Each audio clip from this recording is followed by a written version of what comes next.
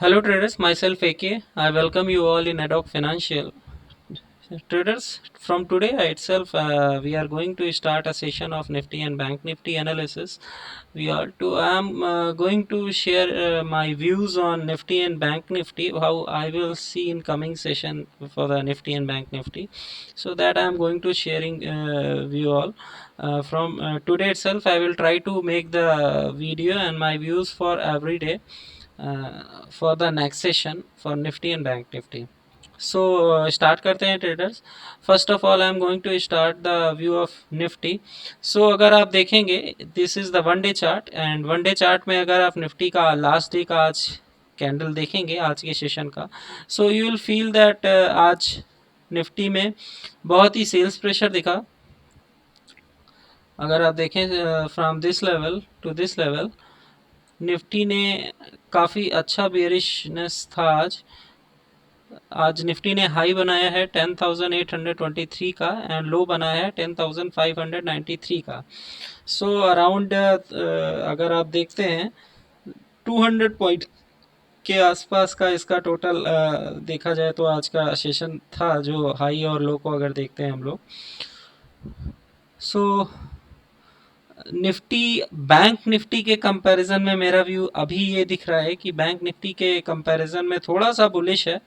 But अगर देखें तो आज बियरिशनेस ज़्यादा इसलिए कह सकते हैं क्योंकि काफ़ी अच्छा गैप अप होने के बाद में निफ्टी ने काफ़ी अच्छा डाउनफॉल दिखाया है. बट यस, लास्ट डे से ऊपर क्लोज किया है.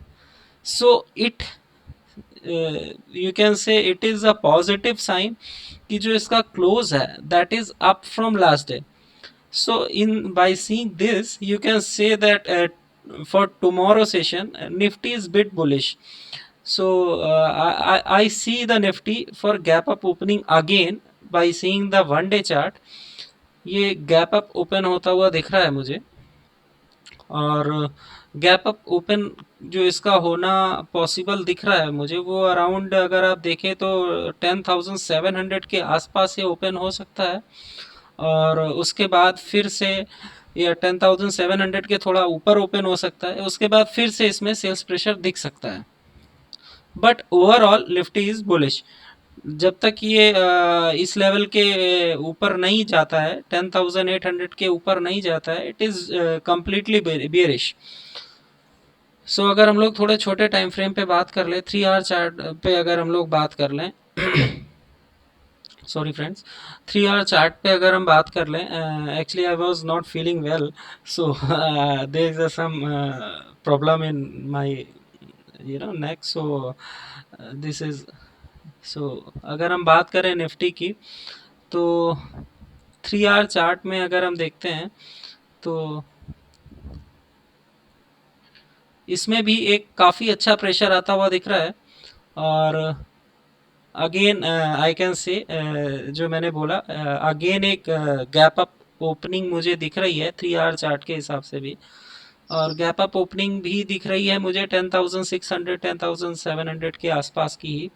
और उसके बाद again fall which is expected.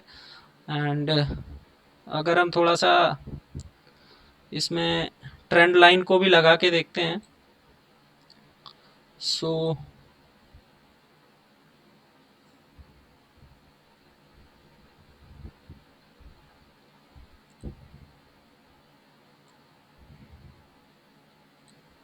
just a minute traders.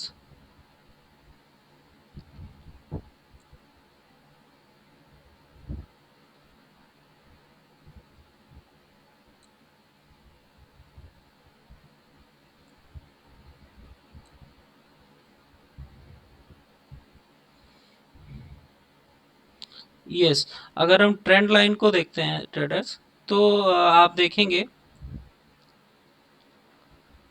ये ट्रेंड लाइन में भी काफ़ी अच्छा सपोर्ट ले रहा है.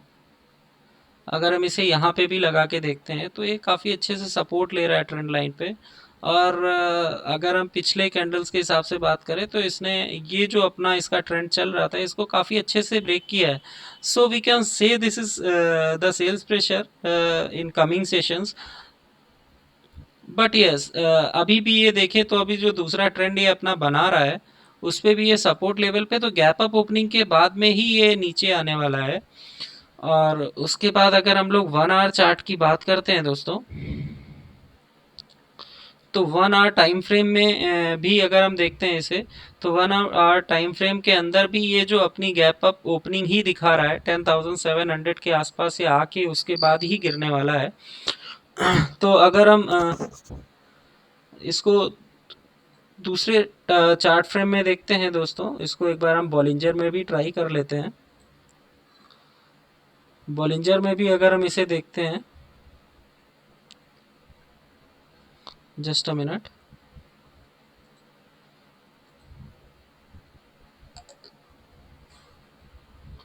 यस।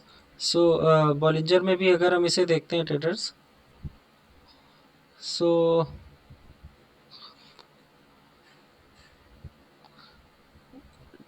आप देख सकते हैं बॉलिंजर में भी ये काफ़ी अच्छा सपोर्ट दिख रहा है। और ये 10,400 के आसपास निफ्टी सपोर्ट लेने वाला है। और जो basically the person who new for the field of trading, so उनके लिए बता दूं, Bollinger band is the respected respected tool for the trading, basically you can say. So मैं बहुत ज़्यादा बॉलिंजर को यूज़ नहीं करता हूँ, क्योंकि मैं बहुत रेयर ही यूज़ करता हूँ बॉलिंजर, मेरे कुछ अपने अलग सेटअप्स हैं, मैं उसी पे काम करता हूँ। But yes, I really use to see using index analysis, I use to see, मैं इसको भी एक final you can say finalize करने के लिए या एनालिसिस में इसको भी अपने ऐड ज़रूर करता हूँ।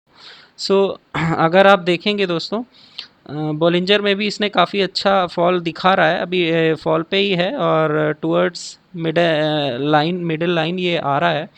और जो आरएसआई की बात करें, तो आरएसआई भी अभी सेम अभी है तो buying side he, but fall is expected. और अगर हम वर्टेक्स की बात करें, तो स्टिल वर्टेक्स और आरएसआई जो हैं दोनों बुलिशनेस ही दिखा रहे हैं, till the time it is not crossing the middle line. Index के अंदर ऐसा कुछ दिखेगा नहीं, क्योंकि आप अगर देखें ये लेवल इसने अपना आप मेंटेन किया हुआ और उसी लेवल के अंदर ही काम कर रहा है। सो अगर हम थोड़ा छोटे टाइम फ्रेम पे भी देख लेते हैं दोस्तों, 3 आवर टाइम फ्रेम पे भी अगर देखते हैं इसे, तो 3 आवर टाइम फ्रेम पे भी हमें सेम फिगर ही दिख रहा है। और जस्ट अ मिनट, अभी I think it is not being changed.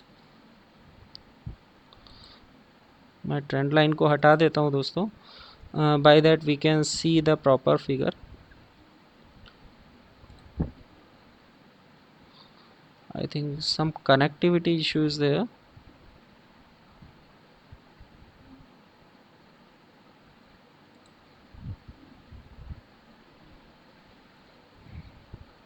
Yes. So अगर हम 3 आवर टाइम फ्रेम में भी देखते हैं इसे, सो 3 आवर टाइम फ्रेम में हमें जो सिग्नल मिल रहा है वो सिग्नल मिल रहा है बुलिशनेस का। It has taken the support of the last line and then it is going towards middle line 10,734, it is again 10,700 which the number is coming 10,700 तक I am expecting कि it will come and then again it will fall towards 10,500 or 10,400 expected. So RSI is now in middle area. RSI is not giving any signal towards that it is going bearishness. Yes, it is near to bearishness, but it is not going the proper signal. Again, Vortex is giving the little bit, if you'll see, Vortex is giving the selling signal now. So for 3 hour chart, Nifty is bearish, and if we will talk about the Bank Nifty, then again Bank Nifty has also shown the bearishness, and the selling pressure you can see in the last candle of 1 day candle you can see, and the same bank Nifty को अगर हम देखें तो Nifty से थोड़ा सा ज़्यादा bearish है। रीज़न जितने भी बैंकिंग स्टॉक्स के प्रेशर है वो पूरे बैंक निफ्टी में दिख रहे हैं। और निफ्टी को थोड़ा सा अभी रिलायंस ने संभाला हुआ था, बट रिलायंस ने भी आज काफ़ी अच्छा डिच दिया है at the time of ending session. तो अगर हम बात करें, ये एक सपोर्ट लाइन है जिसको ये सपोर्ट कर रहा है बैंक निफ्टी।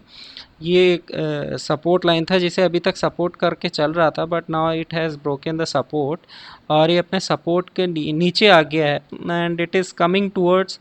अगर हम बात करें इस टारगेट की, तो ये अगर ब्रेक होता है 21,240 ब्रेक होता है दोस्तों, then it is coming toward 21,049 जो हमारा पहला टारगेट होगा। Then our second target is this. मैं एक बार ट्रेंड लाइन को हटा देता हूँ। But second target is this level. ये एक सपोर्ट लेवल है 21,900, और अगर ये भी ब्रेक होता है दोस्तों, then this will be the level. अगर आप देखें, ये एक सपोर्ट लेवल है 20,045 का। तो ये हमारी जो आगे की चाल हो सकती है बैंक निफ्टी की, वो है। अगर हम थोड़े से टाइम फ्रेम कम को करके देखते हैं, तो अगर आप देखेंगे, सपोर्ट लेवल जो हैं वो हमें 3 आवर चार्ट में थोड़ा ज़्यादा क्लियर दिखाई देते हैं दोस्तों। उसका कारण ये है, 3 आवर चार्ट के हिसाब से आप अगर देखेंगे चार्ट को, तो आप जो डायरेक्ट सेशन सुबह से स्टार्ट होगा और एंड ऑफ द डे तक चलेगा, वो आपको थोड़ा सा क्लियर दिखाई दे जाता है। तो again it is showing the same which I am saying. ये गैप अप ओपन होने वाला है प्रोबेबली यहाँ के आसपास तक, और उसके बाद फिर गैप डाउन आने वाला है। So this is the same with the bank nifty as well as nifty. So I'm expecting the gap up opening, then again it will come towards downtrend. So ये था हमारा आज का बैंक निफ्टी और Nifty का analysis दोस्तों। मैं request करूँगा, निफ्टी और बैंक निफ्टी के एनालिसिस को मैं डेली डालने वाला हूँ दोस्तों। Just subscribe our channel as well as मैं लिंक डाल दूँगा अपना टेलीग्राम चैनल का। I think peoples are liking our Telegram channels also, और मैं उसमें कॉन्टीन्यूसली देखता रहता हूँ क्या होने वाला है मार्केट के अंदर। और डेली हम लोग सेशंस भी करते हैं। जो लोग स्टक हैं, कुछ लोग फंसे हुए हैं या किसी की पोजीशंस बनी हुई है, उनको भी मैं हेल्प करता हूँ। We are running a session 9:30 से 10 साढ़े 10 बजे तक मैं इवनिंग में सेशन चलाता हूँ। जिसकी भी जो पोजीशंस हैं, I use to help to the people कि अगर किसी का पैसा बन सकता है मेरी वजह से, so I try my level best कि किसी का पैसा फंसे नहीं। So with this, thank you for you all peoples for your support and love. Thanks all.